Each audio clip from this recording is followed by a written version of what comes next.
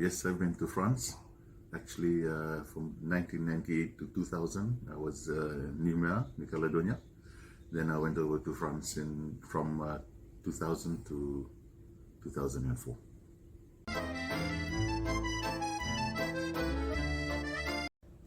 My favorite French dish, actually it's a dessert, would be the chocolate eclair, which I love to bake now and again when I get time.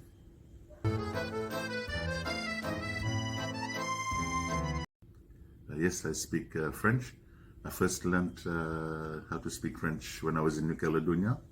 I took classes, and also I learned a lot while conversing with friends and colleagues at the school. And with this, I was able to go over to France in 2000, and it really helped me while I was doing my studies there.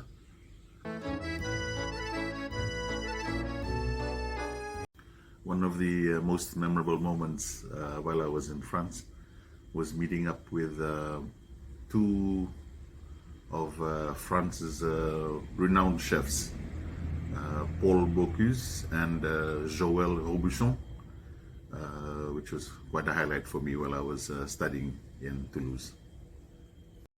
Hi, I'm Craig Montu. I'm a pastry chef, and this is my France.